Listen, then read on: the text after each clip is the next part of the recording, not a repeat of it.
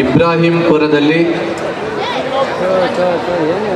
ರಾಜ್ಯದ ಧಾರ್ಮಿಕ, ರಾಜಕೀಯ ಮತ್ತು ಸಾಂಸ್ಕೃತಿಕ ನಾಯಕರನ್ನು ಕರೆತಂದು ನಿಮ್ಮೆಲ್ಲರಿಗೆ ಪರಿಚಯಿಸುವಂತಹ, ಹೆಮ್ಮೆ ಪಡುವಂತಹ ಕೆಲಸವನ್ನು ಮಹಾರಾಜ್ ಡಿಗ್ಗಿ ಅವರು ಸಾಯಿಬಾಬಾ ಸನ್ನಿಧಿಯ ವೇದಿಕೆ ಮುಖಾಂತರ ಮಾಡ್ತಾ ಇದ್ದಾರೆ.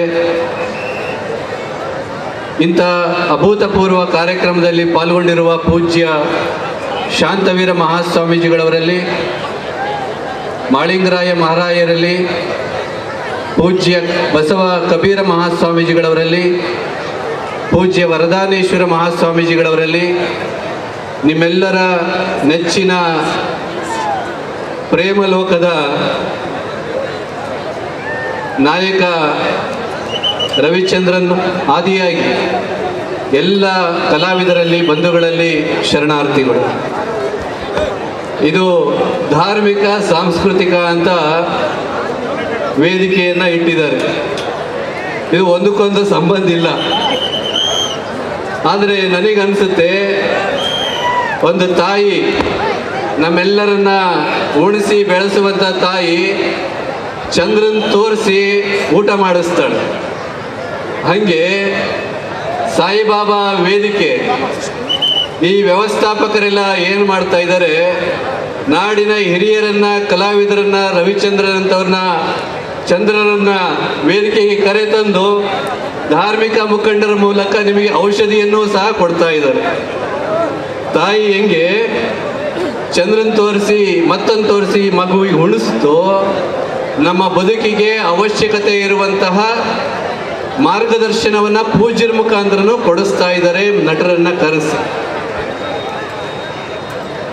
ನಮ್ಮೆಲ್ಲರ ಹೋರಾಟ ಪ್ರೇಮಕ್ಕೋಸ್ಕರ. ಆ ಪ್ರೇಮವನ್ನೇ ಆಧಾರವಾಗಿ ಇಟ್ಕೊಂಡು ಸಿನಿಮಾ ಮಾಡಿದವರು ಅಂತಂದ್ರೆ ರವಿಚಂದ್ರನ್ ಅವರು. ನಾವೆಲ್ಲ ಪೂಜ್ಯರು ಹೇಳ್ದಂಗೆ ಇವತ್ತು ಮೌಲ್ಯಗಳು ಕಡಿಮೆ ಆಗ್ತಾ ಇದ್ದಾವೆ. ಪ್ರೇಮವೇ ನಮ್ಮನ್ನ ಸಂಬಂಧಗಳಿಗೆ ಆಧಾರ ಆಗಬೇಕಾಗಿತ್ತು.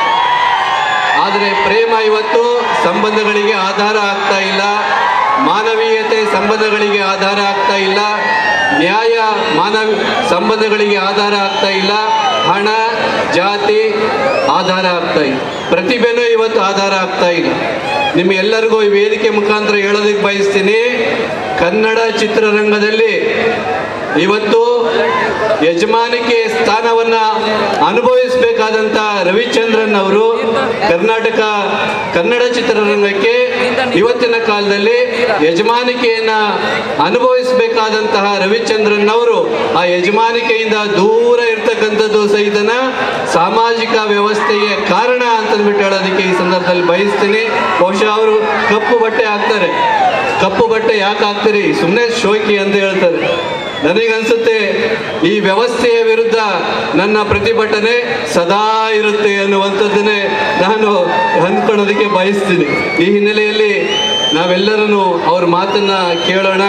ಬಂಧುಗಳೇ, ನಾವು ಪ್ರೇಮ ಸಂಬಂಧವನ್ನ ತಂದೆ ತಾಯಿಗಳೊಂದಿಗೆ, ಕುಟುಂಬದೊಂದಿಗೆ, ನ್ಯಾಯದೊಂದಿಗೆ, ಮಾನವೀಯತೆಯ ಜೊತೆಗೆ ನಾವು ಪ್ರೇಮ ಸಂಬಂಧವನ್ನ ಇಟ್ಕೊಳ್ಳೋಣ. ಜೊತೆಗೆ ಇವತ್ತೇನು ಹಗರಣಗಳಾಗ್ತಾವಲ್ಲ, ನೀವು ಪ್ರೇಮ ಮಾಡ್ರಿ, ಪ್ರೀತಿ ಮಾಡ್ರಿ, ಆದರೆ ಊರಿಗೆ ಜಗಳ ಹಚ್ಚುವಂತಹ, ಸಮಾಜಕ್ಕೆ ಜಗಳ ಹಚ್ಚುವಂತಹ ಪ್ರೇಮ ಸಂಬಂಧಗಳಿಂದ ಜನ ಕರ್ನಾಟಕದಲ್ಲಿ, ನಮ್ಮ ದೇಶದಲ್ಲಿ ದೂರ ಇದ್ರೆ ಎಲ್ಲರಿಗೆ ಒಳ್ಳೆಯದು ಅನ್ನುವಂತಹ ಮಾತನ್ನ ಈ ಸಂದರ್ಭದಲ್ಲಿ ಹೇಳಿ, ನಿಮ್ಮೆಲ್ಲರಿಗೆ ಮಹಾರಾಜ ಡಿಗ್ಗಿ ಕುಟುಂಬಕ್ಕೆ ಶುಭವಾಗಲಿ ಅಂತಂದ್ಬಿಟ್ಟು ಹಾರೈಸಿ ನನ್ನ ಮಾತನ್ನ ಮುಗಿಸ್ತೇನೆ.